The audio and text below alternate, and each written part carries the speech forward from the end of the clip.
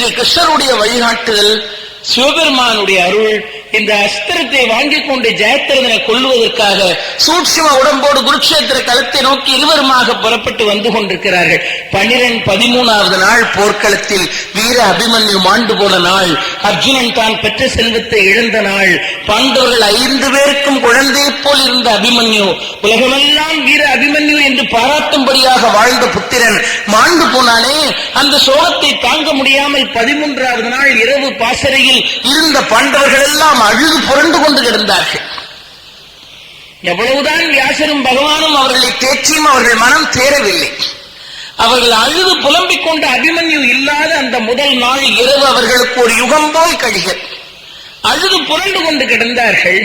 அப்படி அழுது கொண்டு கிடக்கும் போது அபிமன்யு கூடவே இருந்து சண்டை போட்ட பீமனுக்கும் இடும்பிக்கும் பிறந்த புத்திரனான கடோத்கஜன் அவன் ஒரு ஓரமாக கிடந்து அழுது கொண்டு புரண்டு கொண்டு கிடக்கிறான், தூக்கம் வராம. ஏற்கனவே பெரிய ஆகிருதியான உடம்ப உள்ளவன் கடோத்கஜன். இப்ப அழுது அழுது வேற பெரிய முகமா இருக்கும், பெரிய தோல், பெரிய உடம்பு. இடும்பியோட புத்திரன் அல்லவா அவன்.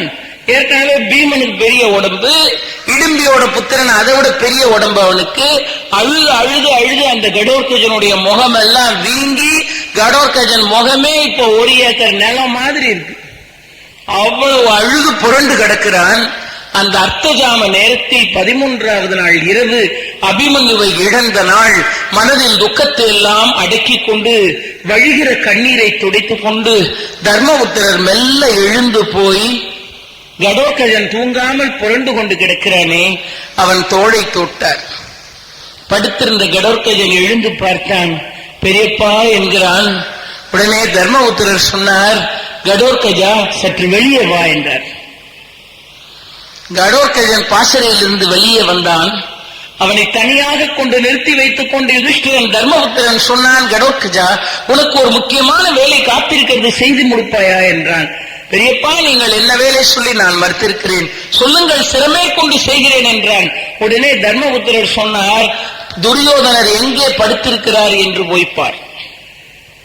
கடோத்கஜன் நினைச்சான், அபிமன்யுவை கொல்றதுக்கு காரணமாயிருந்த இந்த பாவிய தூங்கும் போது கழுத்தை நெரிச்சு போட சொல்றாரு போலுக்கு, இந்த பாக்கியம் யாருக்கு கிடைக்கும் அப்படி நினைச்சுக்கிட்டு கடோத்கஜன் சொன்னான், பெரியப்பா சொல்லுங்க, சீக்கிரம் சொல்லுங்க, சீக்கிரமா சொல்லுங்க.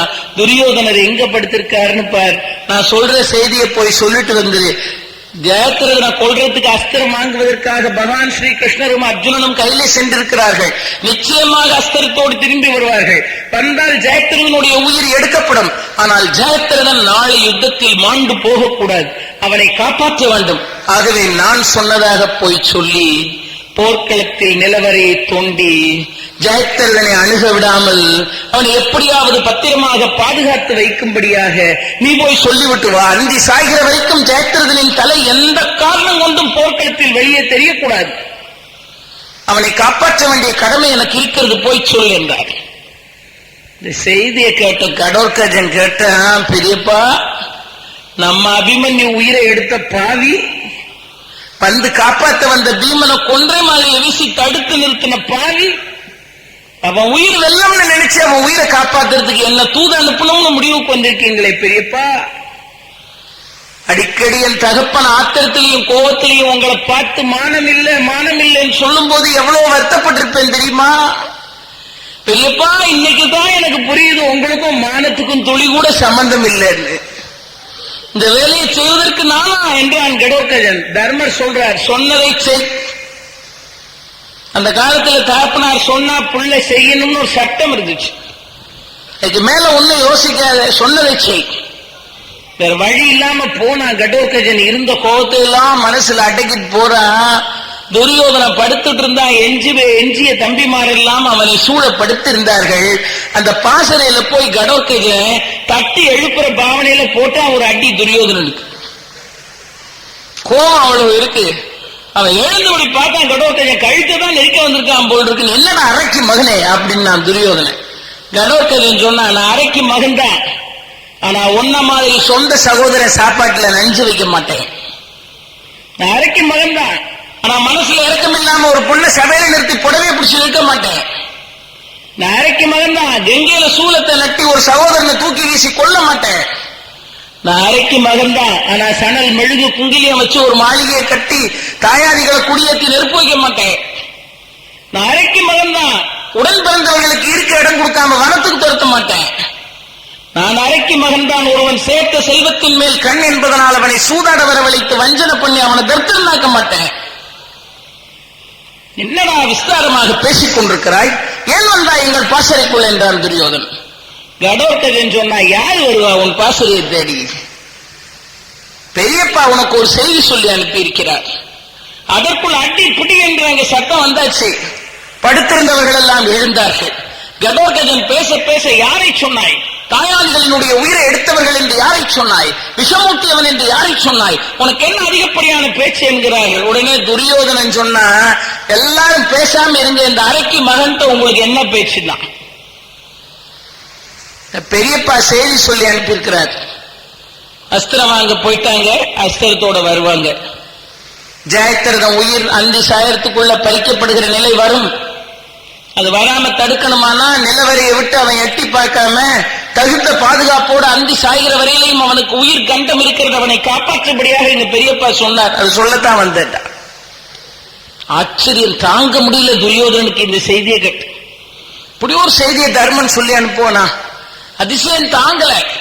இவன் சொல்லிவிட்டதை ஒண்ணு விடாம சொல்லிட்டு கடோர்கஜன் சொன்னா, எங்க பெரியப்பா என்ன சொல்லி விட்டாரோ அதுல ஒரு அக்ஷரம் மாத்தாம உனக்கு சொல்லிட்டேன். ஆனா இப்ப நான் என்ன சொல்றனோ அதை கேள். நீ அவனை எந்த நிலவரைய தோண்டி அந்த ஜெயத்ரதனை ஒழிச்சு வச்சாலும் சரி, நீ அவனை பாதாள லோகத்துல கொண்டு வச்சாலும் சரி, மேகமண்டலத்துக்கு மத்தியில் ஒழித்து வைத்தாலும் சரி, நீ அவனை நரகலோகத்தில் நெருப்புக்குள்ள கொண்டாந்து ஒழிச்சு வச்சாலும் சரி, அந்தி சாயத்துக்குள்ள ஜெயத்ரதனை அர்ஜுனன் கொல்வதுதான், நீ அழுவதுதான். இது கடோர்கஜன் சொன்னது என்றான். சொல்லிட்டு கடோர்கஜன் போயிட்டான். ஆனா அச்சடிச்ச பதும மாதிரி இருந்தான் துரியோதன். மாண்டு கிடந்த தம்பிமாரை எல்லாம், தூங்கி கிடந்த தம்பிமாரை எல்லாம் எழுப்பி, மாண்டு போனவர்கள் தவிர எஞ்சியவர்களை எழுப்பி சுத்தி உட்கார வச்சுக்கிட்டான். தர்மபுத்திர பாருங்கள், யுதிஷ்டிரன மகாபாரத கதையில் அவனுடைய பொறுமையை பார்த்து பாராட்டாதவங்களே கிடையாது. வியாசர் பாராட்டுறார், தௌமிய மகரிஷி பாராட்டினார், அத்திரி மகரிஷி, ஜனக மகரிஷி, ததீசி மகரிஷி, மிருகண்டூய மகரிஷி, துர்வாச முனிவரே பாராட்டினார். என் தவம் சிறுசு, உன் தர்மம் பெருசுன்னார். எல்லாரும் பாராட்டி மொழிகிறார்கள். ஆனால் இன்று கடோர்கஜன் சொன்ன செய்தியை கேட்டு தூக்கம் கலைஞ்சு போன துரியோதனை சுத்தி இருக்கிற தம்பிமாரை எழுப்பி உட்கார வச்சுக்கிட்டு தர்மன் சொன்ன செய்தியை தம்பிமாரிடத்தில் சொல்லி ஜெயத்ரதனுக்கு பாதுகாப்பு செய்யும்படியா தர்மர் சொல்லி அனுப்பி இருக்கிறார் என்று சொல்லிவிட்டு துரியோதனன் சொன்னான், அகிலத்தில் 1000 பேர் வரலாம், 1000 பேர் போகலாம், ஆனால் தருமனைப் போல் ஒருவன் உண்டோ என்றார். சொன்னவன் துரியோதனன். பகைவனை சொல்ல வைக்கிறது எவ்வளவு கடினம் பாருங்கள். அவனையும் அறியாமல் அவன் மனம் உருகினால் அல்லாமல் அவன் சொல்வானா? துரியோதனன் சொன்னான், 1000 பேர் வரலாம், 1000 பேர் போகலாம், தர்மன் தான் என்றான். இதை கேட்டவுடனே தம்பிமார் அதிசயப்பட்டு போனார்கள். வியாசர், தௌமியர், அத்திரி, ஜனகர், துர்வாசர், மிருகண்டூயர், இது மாதிரியான மகரிஷிகள், பகவான் ஸ்ரீ கிருஷ்ணர் உட்பட இத்தனை பேர் புகழ்ந்த புகழ்ச்சிக்கெல்லாம் மேலாக நேரடி பகைவன் என்று சொல்லிக் கொண்டிருக்கக்கூடிய துரியோதனன், தருமனும் அவன் குலமும் அழிய வேண்டும் என்று கங்கணம் கட்டிக் கொண்டிருக்கிற துரியோதனன் தன்னை மறந்து பேசினான். 1000 பேர் இருந்தாலும் போனாலும் தருமன் தான் என்றான். ஏன்னா ஜெயத்ரதனை ஒழிச்சு வைன்னு ஏன் தர்மர் சொல்லி அனுப்பினார் என்பது கடோர்கஜனுக்கு தெரியவில்லை. ஆகவே பெரியப்பா உங்களுக்கு மானம் இல்லையான்னு அவன் கேட்டான். ஏன் ஒழிச்சு வைக்க சொன்னார்னு துரியோதனனுக்கு தெரிஞ்சு போச்சு. அதனால அவன் தர்மன் தான். ஏன் ஒழிச்சு வைக்க சொன்னார்? இந்த ஜெயத்ரதன் யார்? பாண்டவர்கள் 5 பேர், குந்தி புதல்வர்கள் 3 பேர், மாத்திரி குழந்தைகள் 2 பேர், ஆக 5 பேர் பாண்டு புத்திரர்கள். திருதராஷ்டிரகுமாரர்கள் 100 பேர். இந்த பாண்டவர்கள் 5 பேருடையும் ஒரு சகோதரி பிறக்கவில்லை. துரியோதனாதியர்கள் 100 பேரோட ஒரு சகோதரி பிறந்தார். அவள் பேரு துச்சலை, அவள் கணவன் தான் ஜெயத்ரதன். அப்போ தர்மர் நினைச்சார், நம்ம 5 பேரோடையும் ஒரு சகோதரி பிறக்கல, நம்ம பெரியப்பா பிள்ளைகள் 100 பேரோட பிறந்த ஒரு சகோதரி, அவதான நமக்கும் சகோதரி. அப்படியானால் நாம் அபிமன்யு மாண்டு போனான் என்பதனால் ஜெயத்ரதனை கொன்றால் நம் சகோதரியின் மாங்கல்யம் பறிக்கப்படுமே, அந்த அநீதியை செய்யலாமா என்று நினைத்தான் தர்மன். அதை காப்பாற்ற வேண்டிய கட்டாயம் எனக்கு இருக்கிறது, ஆகவே அவனை நிலவரையில் ஒழித்து வை என்று. யார் என்ன பேசினாலும் கவலை இல்லை, வளவளா தர்மன் என்று சொன்னாலும் பரவாயில்லை, அளவு கடந்த பொறுமை என்று பேசினாலும் பரவாயில்லை, கையாலாகாத தர்மன் என்று சொன்னாலும் கவலை இல்லை, பகைவர்களுக்கு அனுசரணை பண்ணினான் என்று பேசினாலும் பரவாயில்லை, ஆனால் சகோதரியின் மாங்கல்யத்தை ரட்சித்தான் என்றாவது இருக்கட்டும் என்று சொல்லித்தான். ஜெயத்ரதனை ஒழித்து வை, நம் குமாரன் அபிமன்யு மாண்டதற்காக சகோதரியை பழிவாங்குவது சரியல்ல. பகவான் கிருஷ்ணர் தான் செய்கிற ஆயிரக்கணக்கான மாமாயத்தில் ஏதாவது ஒரு மாயத்தை செய்தாகிலும் அர்ஜுனனை காப்பாற்றுவார். ஆனால் ஜெயத்ரதன் மாண்டு போனால் சகோதரி கண்ணீர் விட வேண்டியது வரும் என்று நினைத்தானே தர்மன். அதை மனதில் வாங்கிக் கொண்டதனால் துரியோதனன் சொன்னான், 1000 இருந்தாலும் தர்மன் தர்மன் தான் என்றார். அப்படியானால் எவ்வளவு உன்னதமான ஒரு பெரும் புகழை அந்த தர்மிஷ்டன் தன்னை மறந்து பகைவன் சொல்லும்படியாக வைத்தான் பாருங்க. இப்ப தர்மன் பேர் எடுக்கிறது எவ்வளவு சிரமம். அந்த கதாபாத்திரத்தை படிச்சா தானே தெரியுது. நம்ம அம்மா இதையெல்லாம் கேட்டா வச்சிருக்கா, இப்படி எல்லாம் தர்மர்னு பேர் எடுக்கிறது கஷ்டம்னு நம்ம அம்மாவுக்கு தெரியாது. நம்ம அம்மா என்ன செய்யறா, 1000 அட்டகாசம் பண்றான் புள்ள. அந்த அம்மா என்ன சொல்றானா, என் புள்ள தர்மர் அந்த ஏத்த விட்டு கழுதுதான் கெடுத்துக்கிட்டு இருக்கு, என் புள்ள தர்மரு. தர்மர்னா என்னன்னு தெரிஞ்சா சொல்லுவாளா? அந்த ஏத்த விட்டு அம்மாட்ட போய் கேளுங்க, அவ சொல்றா ஏன் புள்ள தர்மரு, ஏத்த விட்டு பையன் தான் கழுத அப்படின்னு அந்த அம்மா திட்டுறா. அவன் சகுனிக்கு கூட சகுனியை விட மோசமா இருக்கான். அதையெல்லாம் மறந்து தாயார் சொல்றா பாருங்க, என் புள்ள தர்மர். தர்மர்னு பேர் எடுக்கணுமானா அது எவ்வளவு பெரிய பொறுப்பான ஒரு நிலை என்பதை பாரத கதை சொல்லுகிறது. ஆயுத அஸ்திரங்களை கொண்டு வந்தார்கள். ஜெயத்ரதனை வதம் பண்ணுகிற வரைக்கும் எனக்கு ஓய்வில்லை என்று சங்கல்பம் பண்ணி கொண்டிருந்தான் அர்ஜுனன்.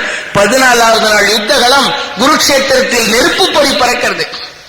பாதி கருட வியூகம், மீதி பத்ம வியூகம், நடுவிலே நிலவரையில் மாலை வரையிலேயும் எட்டி பார்த்தல் கூடாது என்று சட்டம் போட்டு ஜெயத்ரதனை உள்ளே வைத்து விட்டார்கள். நிலவரைக்குள்ள இருக்கிற ஜெயத்ரதனுக்கு ஏதோ இருட்டறையில் இருந்தது போல் இருக்கிறது. அவனை சுற்றி பதும வியூகம், அதை சுற்றி கருட வியூகம். கடுமையான போராட்டம் நடக்கிறது. 14வது நாள் யுத்தம். அந்த 14வது நாள் யுத்தத்தில் தான் மிக முக்கியமானவர்கள் எல்லாம் அன்று வீழ்த்தப்பட்டார்கள். எந்த மன்னன் ஓராண்டு காலமாக அஞ்ஞாதவாசம் பண்ணுவதற்கு பாண்டவர்களுக்கு அடைக்கலம் வழங்கி இருந்தானோ அந்த விராட மன்னன் அந்த 14வது நாள்தான் போர்க்களத்திலே தன்னுடைய உயிரை கொடுத்தான். துரோணாச்சாரியாரால் வீழ்த்தப்பட்டான். துரோணரால் விராடன் மட்டுமல்ல, பஞ்சால நாட்டு மன்னவனான துருவதனும் அந்த நாள் தான் வீழ்த்தப்பட்டான்.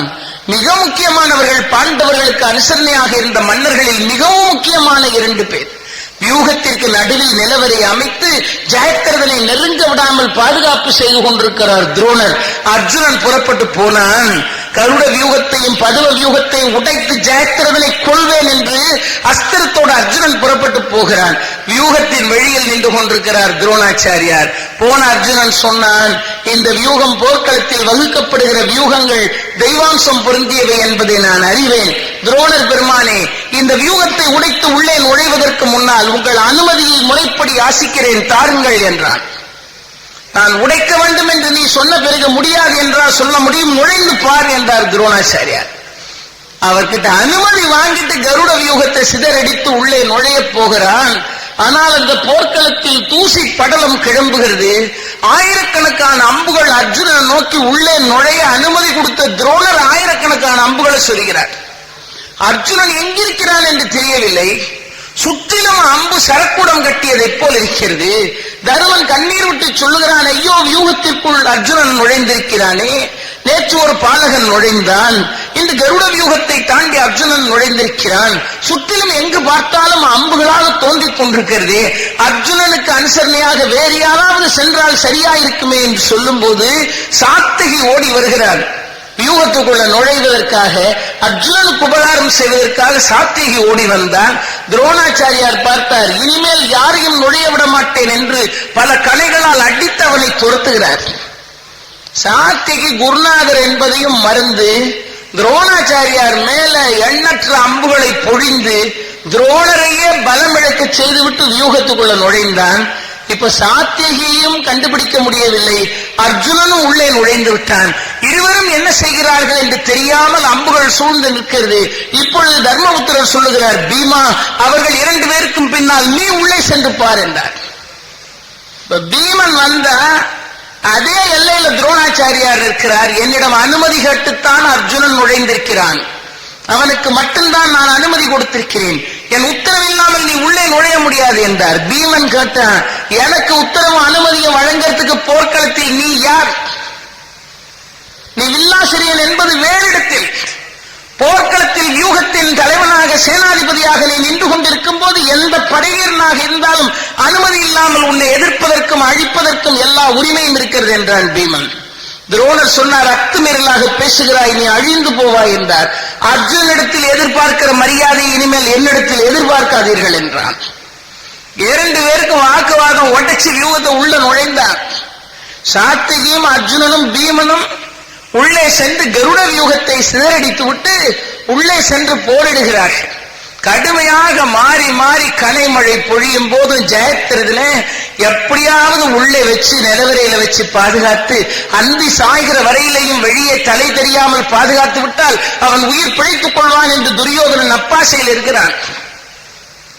போராடி பார்த்தாயிற்று, நாள் முழுவதும் ஜெயத்திரதனை காணவில்லை. இப்பொழுது உள்ளே இருந்து ஓடி வந்தவன் சொன்னான், அர்ஜுனன் சொன்னான், கண்ணா முடிந்தவரை வியூகத்தை உடைத்து உள்ளே சென்று பார்த்தாயிற்று, ஜெயத்திரதன் எங்கிருக்கிறான் என்று தெரியவில்லை. இந்திரஜாலமோ என்ன மாமாயமோ ஜெயத்திரதனை எங்கே வைத்திருக்கிறார்களோ புரியவில்லை. அருகில் இருந்த ஒருவன் சொன்னான், அஸ்திரம் வாங்குவதற்காக அர்ஜுனனும் கிருஷ்ணனும் கையிலே போயிருக்கிறார்கள் என்கிற செய்தியை கேள்விப்பட்டு போரே வேண்டாம் என்று ஜெயத்திரதன் ஓடிவிட்டான் என்றார். போர் வேண்டாம் ஜெயத்திரதன் ஓடிவிட்டான் என்று அந்தி சாய்கிற வரையிலேயும் நான் அலமந்து இருந்து விட்டேன் என்றால் அதற்கு பிறகு ஜெயத்திரதனை அழிக்காத பாவம் வந்து சேரும், என் சபதம் நிறைவேறாது. கண்ணா உன் காலை பற்றுகிறேன், ஜெயத்திரதன் எங்கிருக்கிறான் சொல் என்று காலை பிடித்தான் அர்ஜுனன். பகவான் சொன்னார், எங்க போவான் ஜெயத்திரதன்? இந்த போர்க்களத்தில் தான் எங்காவது நிலைவரைக்குள்ள ஒழிச்சு வச்சிருப்பாங்க. அர்ஜுனா இதெல்லாம் யார் ஏற்பாடு என்று நினைக்கிறாய்? எல்லாம் உங்க அண்ணா தர்மர் செய்த வேலையாத்தான் இருக்கும். ஜெயத்திரதன் உயிரை காப்பாற்றணும்னு குழியை தோண்டி அந்தி சாயிர வரைக்கும் எட்டி பார்க்கப்படாதுன்னு அவன் உயிர் பாதுகாப்பு செஞ்சிருக்காங்க. நிலவரைக்குள் இருக்கிறான் கிருஷ்ணா, நிலவரைக்குள் இருக்கிறவன் அந்தி சாய்ந்த பிறகு எட்டி பார்த்தான் என்றால் என் கதி என்னாகும், நான் அக்னியில் விழுந்து பொசுங்க வேண்டுமே என்றான். பகவான் சொன்னார், அற்ப மனுஷ புத்தியை காட்டிட்டேடா, உன்னை காப்பாற்றுறதுக்காக சங்கல்பம் பண்ணிட்டு தான் அத்தனை சங்கடங்களையும் நீ ஏற்றுக்கொள்ள வேண்டிய சிரமங்களை நான் ஏற்றுக்கொண்டு உனக்கு சாரத்தியம் பண்ணி கொண்டிருக்கிறேன். உனக்கு இந்த நலிவும் சோர்வும் ஏற்படும்படியாக நான் விட்டு விடுவேனா? ஏன் மனத்தளர்ச்சி அடைகிறாய்? பகவான் சொன்னார், நிலவரைக்குள் இருக்கிறவன் பொழுது சாய்வதற்குள் வெளியே வர வேண்டும், அவ்வளவுதானே, செய்து காட்டுகிறேன் பார் என்று சொல்லிவிட்டு பாராழி அவலமர பாண்டவர்கள் துயர் தீர பார்த்தன் வாழ என்றான் வில்லி. பார்த்தன் வாழ வேண்டும், பாண்டவர்களின் அவலம் தீர வேண்டும், இந்த பாராழிக்கு இருக்கக்கூடிய துன்பம், இந்த பூமியின் துயரம் விலக வேண்டும் என்பதனால் தன் கூராழியை ஓர் ஆழியும் 70 தேருமுடையவனாகிய சூரிய பகவானுக்கு மேல் பேராழி அரிதுயிலும் மாயன் தன் கூராழியை ஓர் ஆழியும் 70 தேருமுடையவனாகிய சூரிய பகவானுக்கு மேல் செலுத்துவது என்று முடிவு செய்தான். ஆழிப்படையே பிரகாசித்துக் கொண்டிருக்கிற சூரிய பகவானுக்கு மேல ஏவிட்டா அந்தி சாயத்துக்கு இன்னும் கொஞ்சம் நேரம் இருக்கு. ஆழிப்படையை ஏவிட்டா ஆழி போய் சூரியனை மறைக்கும், கதிர்கள் மறைந்தவுடன் போர்க்களம் இருட்டாகும், நிலவரையில் இருக்கிறவன் பொழுது சாஞ்சு போச்சு எட்டி பார்ப்பான், அதுக்குள்ள அர்ஜுனன் காரியத்தை முடித்து விடுவான் என்று பகவான் திட்டம் போட்டு கவலைப்படாதே என்று நான் உன்னை தோல்வி அடைய விட்டேன், ஏன் சோர்வடைகிறாய்? நான் இருக்கும் போது என்ன கவலை? என்னை நம்பிய பக்தன் நாசமடைந்ததில்லை, எப்பொழுது என்னை புகழ் என்று சரணடைந்து விட்டாய், கவலை இல்லாமல் இரு, இனிமேல் அந்த கவலையும் பொறுப்பும் எனக்கு உனக்கல்ல என்று சொல்லிவிட்டு பகவான் ஆழியை எடுத்தார். ஆழ்வாராதிகள் அதனால்தான் பகவானை வணங்கும் போதெல்லாம் ஆழிய வாழ்த்தினார்கள். பெரியாழ்வார் வாழ்நார் பல்லாண்டு பல்லாண்டு பல்லாயிரத்தாண்டு பல கோடி 100,000 மல்லாண்ட செந்தோள் மணிவண்ணா நின் சேவடி செவ்வி திருக்காப்பு அடியமுடும் நின்னொடும் பிரிவின்றி 1000 பல்லாண்டு மடிவார் ஜோதி வலத்துறையும் சுடர் ஆழியும் பல்லாண்டு. கையில் இருக்கக்கூடிய சுடராழியான சக்கரப்படைக்கு பல்லாண்டு சொல்லி பாடினார் பெரியாழ்வார். நம் ஆழ்வாராதிகள் எல்லாம் துதித்தார்கள் அந்த ஆழிய. இந்த ஆழிப்படையை ஏவினான். சரசர சரசர சரசர என்று பகவானுடைய சக்கரப்படை நேரா போய் வானத்தில் ஒளிவிட்டுக் கொண்டிருந்த சூரிய பகவானை ஒரு மேகம் மறைச்ச மாதிரி மறைக்குது. எனக்கு பாடவே தெரியாதே, நான் என்ன பாடுவேன்னு கேட்டார் ஒரு பக்தர். நான் உசுர விடலாம்னு வல்லாளன் கோபுரத்திலிருந்து கீழே குதிச்சேன், என்ன போய் பாடுங்கிறிய, நான் என்ன பாடுவேன்? ஒரு பக்தர் கேட்டார் திருவண்ணாமலையில, அருணகிரிநாதர். நான் தான் வாழ்க்கையே வேண்டாம்னு நோய் வந்து விட்டது. அது மட்டும் இல்ல, சகோதரி இப்படி ஒரு மோசமான வார்த்தை கேட்கும்படியா நான் சிற்றின்ப வாழ்க்கையில கடந்து புரண்டாச்சு, என் பிறவியவே வீணாக்கிட்டேன், இனிமே எனக்கு என்ன வாழ்க்கை இருக்கு? வல்லாளன் கோபுரத்துக்கு மேல இருந்து கீழே விழுந்து உசுர விட போறேன், மேல இருந்து குதிச்சாரு அருணகிரிநாதர். சும்மா குதிச்சிருந்தா சுக்கு நூறா போயிருப்பார். மேல இருந்து கீழே குதிச்சவரு முருகான்னு சொல்லிக்கிட்டு குதிச்சார். இந்த 3 எழுத்தை சொல்லிட்டு குதிச்சதுனால 2 பஞ்சு கரங்கள் தாங்கின மாதிரி இருக்கு அவரை. அருணகிரி வயலூருக்கு வா. அமரர் வாரியார் சுவாமி இது மாதிரி உரை அரங்கங்கள் நடக்கிற இடத்துல மறக்கவே கூடாது. எவ்வளவு பெரிய இந்த துறைக்கு எவ்வளவு தொண்டு செய்தவர் பாருங்கள். அதிலே சாமி இந்த துறைக்கு தொண்டு செய்யும் போது நம்ம நாட்டில் கடவுள் மறுப்பு கொள்கை ரொம்ப ஜாஸ்தியா இருந்த நேரம். அதை ஒரு பக்கத்துல வச்சுக்கிட்டு அவ்வளவு போராடி பெரிய தொண்டு செய்தார். எந்த ஊருக்கு பேச போனாலும், லண்டன்ல இருந்து எங்க போனாலும் சரிதான், எம்பெருமான் வயலூர் முருகனின் அருளினால் அப்படின்னு தொடங்குறார். அந்த வயலூருக்கு வான்னா அழகா சொல்லுவாங்க. சாமி சொல்லும் போது கேட்டா ரொம்ப அழகா இருக்கும். அழகா சொல்லுவார், இந்த பூமியில அதுவும் பாரத தேசத்துல மனுஷனா பிறந்தவன் ஆயுசுக்கு ஒரு தடவையாவது வயலூர் முருகனை போய் பார் அப்படிம்பார். ஆயுசுக்கு ஒரு தடவையாவது வயலூர் முருகனை பார். அந்த வயலூர் முருகனை பார்த்தா தான் தெரியும் அவன் யாரு, என்ன ஏது, அவன் என்ன பண்ணுவான் அப்படின்னு பார்த்தா தான் தெரியும். பாதாம் கீரை குடி அப்படின்னு சொன்னா அது என்ன எப்படி இருக்கும்? மஞ்சளா இருக்குமா, வெள்ளையா இருக்குமா, குளிர்ச்சியா இருக்குமா, சூடா இருக்குமா, இனிப்பா இருக்குமா, கசப்பா இருக்குமா, இப்படி கேட்டுக்கிட்டு இருந்தா அவன் ஆயுசே முடிஞ்சு போயிடும். பாதாம் கீரை குடின்னா குடிச்சு பார்த்தா தானே அவனுக்கு எப்படி இருக்குன்னு தெரியும். பாரியார் சொல்றாரு பாருங்க, வயலூர் முருகனை போய் பார், பாக்கியெல்லாம் அவன் சொல்லுவான் தெரிஞ்சுக்கார். அபூர்வமான கஷேத்திரம். அருணகிரிநாதரை பார்த்து முருகன் சொன்னான் வயலூருக்கு வாழ்ந்தான். திருச்செந்தூருக்கு அழைத்து நடன தரிசனம் காட்டினான். பிராலிமலைக்கு கூப்பிட்டு அஷ்டமா சித்தியை கொடுத்தான். சுவாமி மலையில கூப்பிட்டு பிரணவத்தை உபதேசம் பண்ணான். பழனியில கூப்பிட்டு ஜபமாலையை கொடுத்தான். என்ன பாடுங்கிற அருணகிரிநாதர். அவர் கேட்டார், எனக்கு பாட்டெல்லாம் தெரியாது, நான் என்ன பண்ணுவேன்? அதெல்லாம் நான் அடியெடுத்து கொடுக்குறேன், நீ பாட்டு அடியெடுத்து கொடுக்கிறேன் பாடு என்று சொல்லி முருகன் முத்தை தருன்னு அடியெடுத்து கொடுத்தான். எங்க இருந்து பாட்டு வந்துச்சு, எப்படி வந்துச்சு ஒன்னும் தெரியாது. அவன் முத்தை தருன்னு அடியெடுத்து கொடுத்தான். இவர் முத்தை தரு பத்தி திருநகை அத்திக்கரை சத்திச்சரவண முத்துக்கு ஒரு வித்துக்குறுபறை என ஓதும் முக்கட்பர மற்குச் சுருதியின் முற்பட்டது கற்பித்திருவர் 33 வர்க்கத்தமரரும் அடிபேண 10 தலை ரத்தக்கடை கொடு ஒற்றைக்கிரி மற்றை பொழுது ஒரு பட்டப்பகல் வட்டத்திகிரியில் இரவாகி பக்தர்கிற ரத்தை கடவிய பச்சை புயல் மெச்சத்தகு பொருள் பட்சத்தோடு ரட்சித்தருள்வதும் ஒரு நாளே தித்தித்தைய ஒத்தப்பரிபுரம் நித்தப்பதம் வைத்து பைரவி திக்கொக்க நடிக்க கழுதோடு கழுதாட திக்குப்பரி அட்டப்பைரவர் தொக்கு தொகு சித்திரப்பவுரிக்கு திரிகடக என ஓத கொத்துப்பறை கொட்டக்களமிசை குக்கு குத்திப்புதை புக்குப்பிடி என முதுகூகை பொற்புற்றல நட்புற்ற உடரை வெட்டிப்பலி இட்டுக்குலகிரி குத்துப்பட ஒத்துப்பரவல பெருமாளேன்னு பாடி முடிச்சிட்டார். அவர் முத்தை தருன்னு அடி எடுத்து கொடுத்தார். இவர் பாடுறாரு, முத்தை தருன்னு அடி எடுத்து கொடுத்த உடனே அருணகிரிநாதர் பாடினார், முத்து போன்ற அழகான பல்வரிசையும் புன் சிரிப்பையும் உடைய தேவசேனையின் மணாளரே, தேவாதி தேவர்கள் எல்லாம் தொடும் தெய்வமே, தன் திருவடியை பற்றிய பார்த்தனுக்காக 18 நாள் போர்க்களத்தில் தேர் சாரத்தியம் செய்த பச்சை புயலாகிய மகாவிஷ்ணுவின் மருகோனே, தன் பக்தனை ரட்சிப்பதற்காக சாயாத சூரியனையும் ஆழிப்படையால் சாய்த்து காட்டிய பெருமானின் மருகோனே தான் அந்த பாட்டோட பொருள். அவருக்கு முதல்ல எது ஞாபகம் வந்திருக்கு பாருங்க, சாயாத சூரியனை தன் ஆழிப்படையால் சாய்த்து காட்டியவன். அவ்வளவு அபூர்வமா எழுதுகிறார். பச்சை புயல் மெச்சத்தகு பொருள் பட்சத்தோடு ரட்சித்தருள்வதும் ஒரு நாளேன். 18 நாள் சாரத்தியம் பண்ணின பகவானின் மருகோன் ஓராழியினால் சூரிய பகவானுடைய ஒளியை மறைத்து போர்க்களம் முழுவதும் இருள் கப்பும்படியாக செய்து தன்னுடைய பக்தனான அர்ஜுனனை ரட்சித்த மகாவிஷ்ணுவின் மருகோன் மற்ற பொழுது ஒரு பட்டப்பகல் வட்டத்திகிரியில் இரவாகின்றார். அதத்தான் இங்க ஆழி அப்படியே அருணகிரிநாதருக்கு இந்த காட்சி அப்படியே மனசை கவர்ந்திருக்கு பாருங்கள். இந்த ஆழிய சரசரசரசரன் மேல ஏத்துறார். பாராழி அவலமர பண்டவர்தம் துயர் தீர பார்த்தன் வாழன்னா வில்லி. சரசரன் ஆழி மேல ஏறின உடனே பிரகாசித்துக் கொண்டிருந்த சூரிய பகவானை மேகம் மறைத்தது போல் ஆயிற்று. போர்க்களத்தில் இருள் கப்பிக்கொண்டது. இருள் கப்பிக்கொண்டவுடன் நிலவரைக்குள் இதுவரையிலேயும் ஒழிந்து கிடந்த ஜெயத்ரதன் வெளியே எட்டி பார்த்தான்.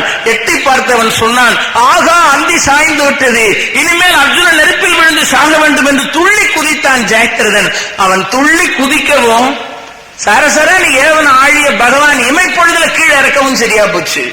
நினைப்பதற்குள் அர்ஜுனன் அஸ்திரத்தை விட்டான். பாரத கதையிலிருந்து ஆயிரக்கணக்கான பழமொழிகள் வந்திருக்கு. அதுல ஒண்ணு ஆத்திரக்காரனுக்கு புத்தி மட்டு.